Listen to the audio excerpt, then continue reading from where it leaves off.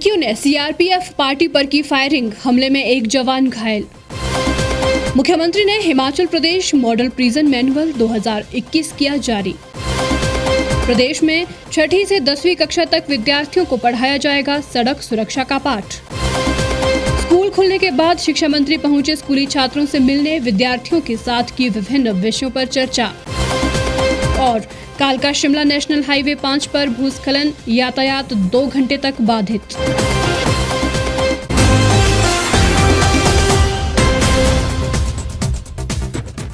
नमस्कार, स्वागत है आपका द रीफ टाइम्स में। मैं हूं लक्ष्मी ठाकुर। अब खबरें विस्तार से। जम्मू कश्मीर में आतंकियों की नापाक हरकतें जारी है। मंगलवार को भी आतंकियों ने सीआरपीएफ पार्टी को निशाना बनाते हुए फायरिंग की। इस हमले में एक जवान घायल हो गया है। घायल जवान को अस्पताल में भर्ती करवाया गया है। साथ ही आतंकियों की तलाश में इलाके की घेराबंदी कर अभियान चलाया जा रहा है। जानकारी के अनुसार दक्षिण कश्मीर के शोपियां जिले के जैनपुरा के कालचक्री इलाके में मंगलवार सुबह सीआरपीएफ पार्टी पर आतंकवादियों ने गोलीबारी की। गोलीबारी में केंद्रीय रिजर्व पुलिस बल सीआरपीएफ का एक जवान घायल हो गया। इससे पहले सोमवार को अनंतनाग जिले में आतंकवादियों ने भाजपा सरपंच और उनकी पत्नी पर हमला किया था, जिसमें दोनों की मौत हो गई। इस हमले में आतंकी संगठन लश्कर-ए-तैयबा के 2 आतंकी शामिल थे। कश्मीर जोन के आईजी के अनुसार अनंतनाग में आतंकी हमले में मारे गए सरपंच को कुलगाम जिले में होटल स्नो कैप में एक सुरक्षित जगह रहने के लिए प्रदान की गई थी। दोनों पति पत्नी थोड़े समय के लिए वहां रह भी रहे थे, लेकिन वे अनंतनाग टाउन में अपने घर पर रहने के लिए लगातार आग्रह कर रहे थे। एक अंडरटेकिंग ली गई और उनके अनुरोध पर उन्हें अनंतनाग में उनके घर में रहने की अनुमति दी गई। आईजीपी के अनुसार सरपंच को एक पीएसओ भी प्रदान किया गया था, जो घटना के समय ड्यूटी से गैर हाजिर पाया गया। प्रदेश में आए दिन सड़क हादसे पेश आते हैं और कई लोगों को इन हादसों की वजह से अपनी जान से हाथ धोना पड़ता है। कई बार ये देखने को मिलता है कि यातायात नियमों का पालन न करते हुए ये हादसे पेश आते हैं। इस तरह से इन हादसों पर अंकुश लगाने के लिए अब स्कूलों में ही बच्चों को यातायात नियमों के बारे में जागरूक करने के लिए सड़क सुरक्षा का पाठ पढ़ाया जाएगा। हिमाचल प्रदेश में 6ठी से 10वीं कक्षा तक के विद्यार्थियों को भी सड़क सुरक्षा का पाठ पढ़ाया जाएगा। इसमें शिक्षक बच्चों को यातायात नियमों का पालन करने का ज्ञान देंगे। आगामी सत्र से इस पाठ्यक्रम को 6ठी से 10वीं कक्षा तक पढ़ाए जाने की संभावना है। परिवहन विभाग की ओर से इसके लिए बजट दिया जा रहा है। बजट मिलते ही इस विषय को किताबों में शामिल कर लिया जाएगा। बड़ी कक्षाओं के लिए विषय को तैयार करने के लिए SCRT ने टीम का गठन किया है, जिसमें वरिष्ठ विषय विशेषज्ञ और अन्य सदस्य कार्य कर रहे हैं। पाठ्यक्रम में सड़क सुरक्षा के शामिल होने पर बच्चों को गहनता के साथ सड़क सुरक्षा के नियमों के प्रति जागरूक किया जा सकेगा। पाठ्यक्रम में सड़क सुरक्षा की आधारभूत जानकारियों को शामिल किया गया है। इसमें यातायात नियम, जेब्रा लाइन, हेलमेट की आवश्यकता, सड़क पार करते समय बरते जाने वाली सावधानियों और लाइसेंस बनाने की प्रक्रिया व नियम, सड़क दुर्घटनाओं के कारण दोपहिया और चौपहिया वाहन चलाने के लिए जरूरी दस्तावेज की जानकारी को भी शामिल किया जा रहा है। कोरोना संकट के बीच में एक बार फिर से स्कूलों को खोल दिया गया है। स्कूल खुलने के बाद से स्कूलों में कोरोना के मामले भी सामने आ रहे हैं। ऐसे में शिक्षा मंत्री गोविंद सिंह ठाकुर स्कूली छात्रों से मिलने पहुंचे। उन्होंने सुन्नी में राजकीय मॉडल वरिष्ठ माध्यमिक विद्यालय सुन्नी में छात्रों से मुलाकात की और विभिन्न विषयों को लेकर चर्चा की। स्कूल खुलने के बाद शिक्षा मंत्री गोविंद सिंह ठाकुर छात्रों से मिले और स्कूल खुलने के बाद का अनुभव और फीडबैक भी लिया। शिक्षा मंत्री गोविंद सिंह ठाकुर ने राजकीय मॉडल वरिष्ठ माध्यमिक विद्यालय सुन्नी में छात्रों के साथ मुलाकात कर उनसे स्कूल में चल रही पढ़ाई और कोविड महामारी के दौरान ऑनलाइन माध्यम से हुई पढ़ाई के बारे में जानकारी प्राप्त की। शिक्षा मंत्री ने छात्रों से संवाद करते हुए उनके कोरोना काल के अनुभव भी साझा किए। कोविड महामारी के लंबे समय के बाद स्कूल खुलने पर छात्रों का उत्साह देखने को मिला। स्कूल प्रबंधन द्वारा छात्रों के हित को लेकर तमाम व्यवस्थाओं की जानकारी भी दी गई।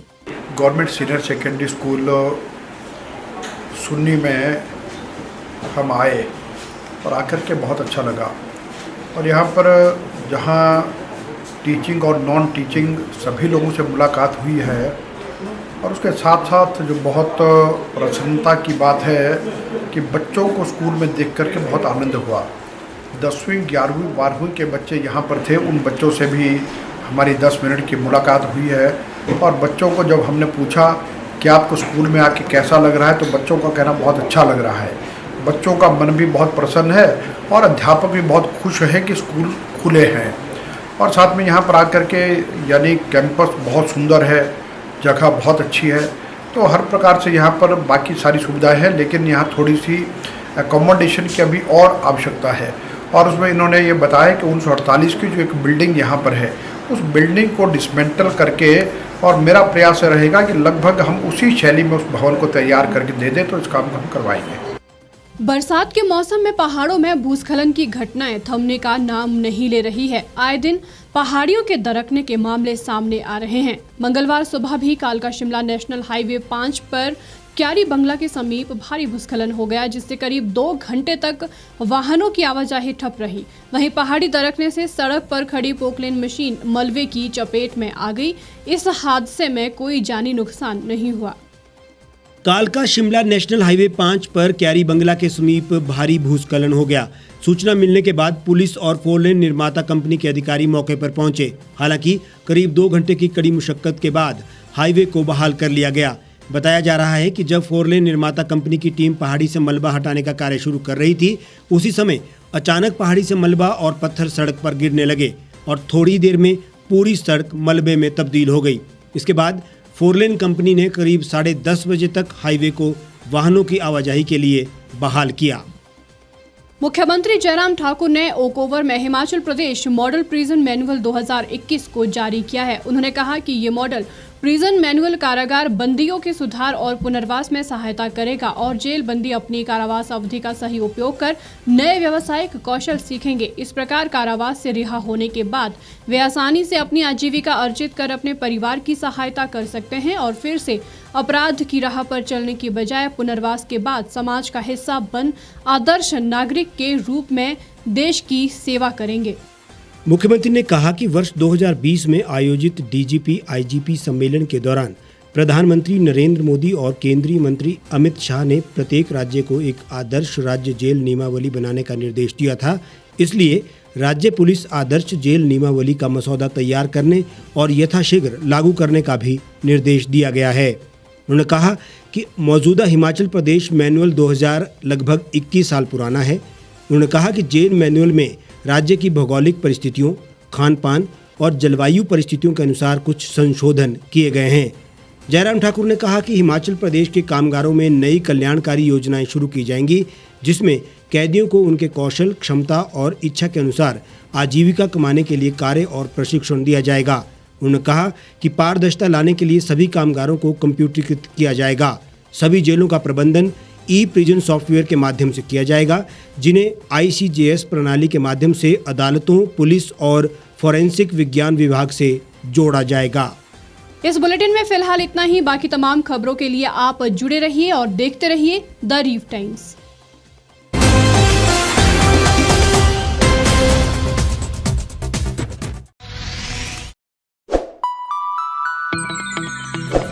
खबरों में बने रहने के लिए सब्सक्राइब करें द रीफ टाइम्स, लाइक और शेयर करना ना भूलें। गांव की चौपालों से लेकर संसद के गलियारों तक, गृहिणी के चूल्हे से लेकर निवेश और बाजारों तक, किसानों के हाल से लेकर खेत और खलिहानों तक, शिक्षा और स्वास्थ्य से लेकर खेल के मैदानों तक, संसद के प्रधान से लेकर पंचायत के पंच तक, सेंट्रल हॉल से लेकर ग्राम सभा के मंच तक, हर खबर पर रहेगी हमारी पैनी नजर।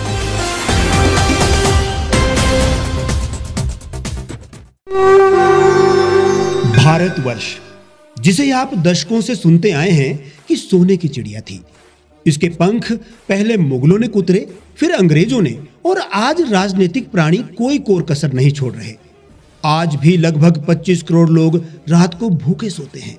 करीब 2 करोड़ लोगों के पास घर नहीं है। भ्रष्टाचार में हमारा 176 देशों में 80 नंबर आता है। औसतन 100 महिलाओं के साथ हर दिन ज्यादतियां होती है और ना जाने क्या क्या। देश की संसद से कुछ ही दूरी पर चादर लपेटे सैकड़ों लोग सुबह नील गगन के नीचे सोए हुए मिलते हैं। क्या आप एक ऐसे भारत की परिकल्पना नहीं करना चाहेंगे जहां कुछ ऐसा किया जाए कि 1 वर्ष के भीतर देश में कोई भिखारी या लाचार भी आश्रयहीन न रहे?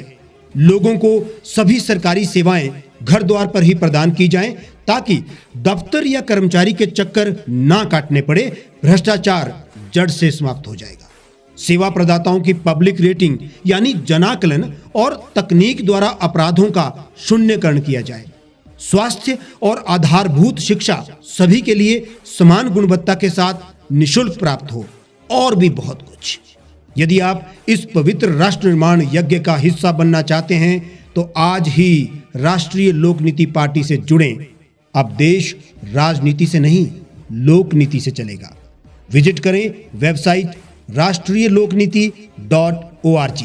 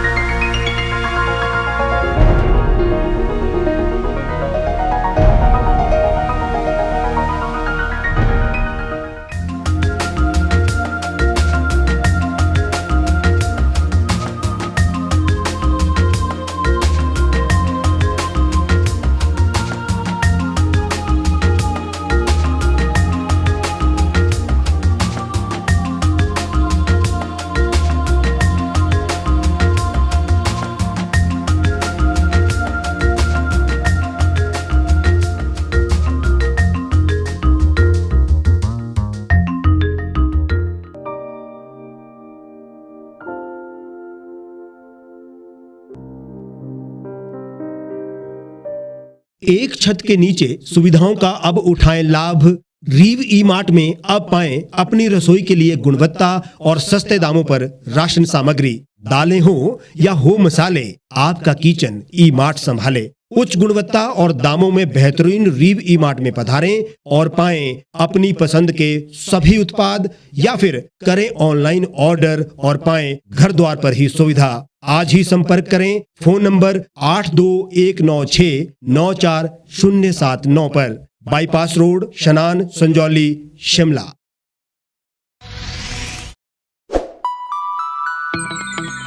लेटेस्ट खबरों के लिए यूं ही देखते रहिए द रीव टाइम्स। लाइक, शेयर और सब्सक्राइब करना ना भूलें।